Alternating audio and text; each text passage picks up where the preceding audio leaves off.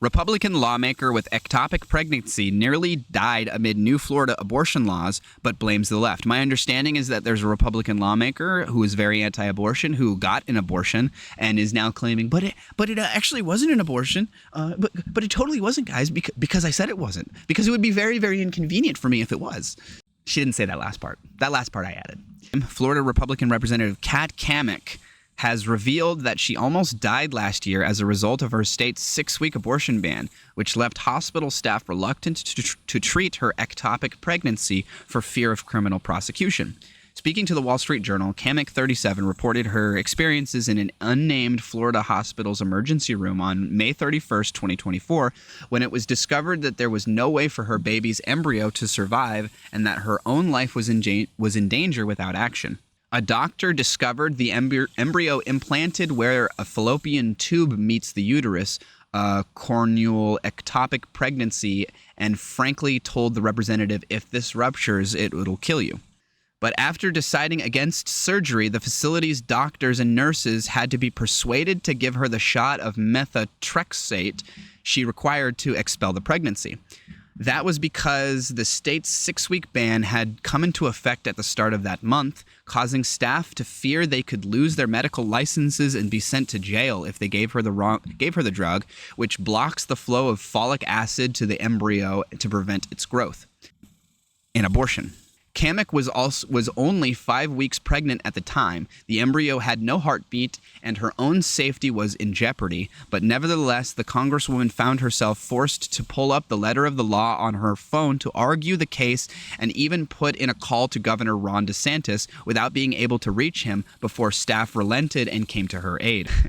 I wonder if this is a case of, like, if it was anybody else, they would not have rendered her aid. They would not have given her the medicine that she needed. But because she's a lawmaker, because she happens to be friends with DeSantis or whatever, that she gets special treatment.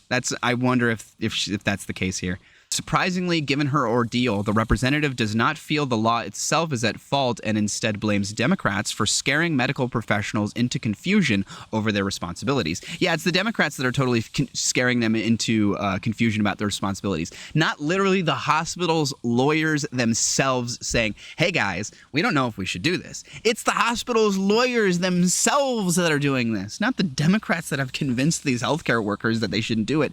That is a truly, truly insane thing to say. It was absolute fear-mongering at its worst, Cammack told the Journal, while acknowledging that reproductive rights activists might draw the opposite conclusion from her story.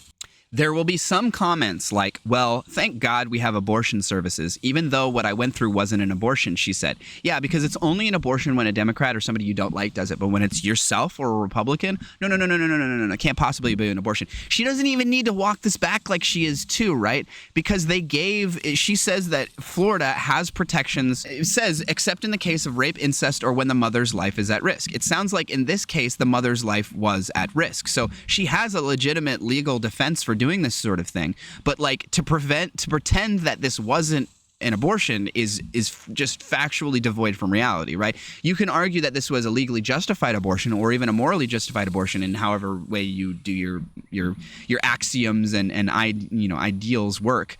To pretend that this wasn't an abortion is hilarious, is absolutely hilarious.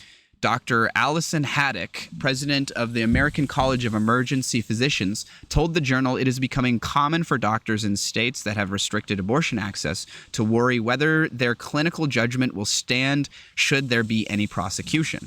This has been a real stress point for a lot of our physicians, she said. Molly Duane, a senior attorney at the Center for Reproductive Rights, took issue with Cammack's argument that pro-choice activists were to blame for sowing confusion, pointing out that Florida's regulators had made it clear they intended to aggressively enforce their 6-week ban while also failing to define ectopic pregnancy within the legislation. I just can't get over the whole it's not an abortion because it's a Republican. I can't get over that, right? It's an abortion if anybody else does it, but because she does it, because she's a pro-life Republican, it's suddenly not an abortion. It's a medical procedure, totally normal one. The A word, the abortion word, doesn't come anywhere into the equation. it absolutely was an abortion. It seems like it's permissible by her own morals in saying that it was risking the life of the mother, which it seems like it was if it was a legitimate ectopic pregnancy, and that it was the right thing for her to get it taken out or whatever. But the idea that it wasn't an abortion is just way too convenient, man. It's just way too convenient. You can't have it both ways. Right? You can't have your cake and eat it too. You have to choose one or the other. Okay? This is so lazy. It's just so lazy. And like, I feel like politicians can get away with this sort of crap more than they used to, just because people are so busy now. On your smartphone, you have 5 different social media apps, all of which have a million different things. You're following a million people on blah, blah. Like, because there are so many more sources people get their media from, the idea that somebody pointing out this hypocrisy would break through to people it should doesn't happen anymore, right? Back when there used to be only a handful of TV channels and a handful of newspapers, this sort of thing would be a big deal because somebody would point it out they'd make an op-ed piece about this person being hilariously hypocritical. People would see it because there's only 5 newspapers and 5 channels or whatever, and they often share their stories a lot. And a big story like this tends to permeate. It pervades into the public. But because media is so wide now that it is almost impossible for anything to penetrate that deep into the public. And so even if you are to correctly point this thing out, I guarantee you the amount. If you write an article about this, even in a highly published publication like New York Times or the Washington Post or something, if you point out this hypocrisy, only a very, very small fraction of Florida voters are ever going to see it and therefore ever care about it.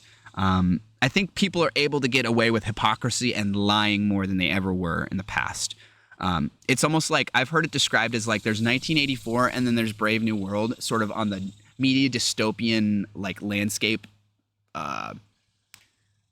idea. 1984 is where on one side of the spectrum you have 1984 where the government heavily restricts what can be published and what can't be published, and there's a Ministry of Truth and blah, blah, blah. But then on the Brave New World end, you have the exact opposite, where there is such an oversaturation of everything, and there's absolutely no truth telling. There's nothing that distinguishes truth from fake, and that the ability to distinguish what is true and what is fake is almost impossible or very difficult or too onerous for the average person. So then it creates a scenario where you reach such a point of saturation that it is almost impossible to expect any regular person to access the correct information, and misinformation becomes an inherent part of the system.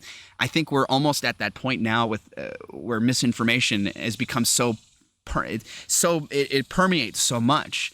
It's just unavoidable. And that has become a serious part of our system, and that the ability for us to point out hypocrisy and liars and have actual tangible bad punishments for these things, like people for example, people seeing this sort of thing and not reelecting her as a result. I just feel like that sort of thing doesn't happen anymore. And it's not because kids nowadays or something like that. I think it's more of a function of technology than anything else.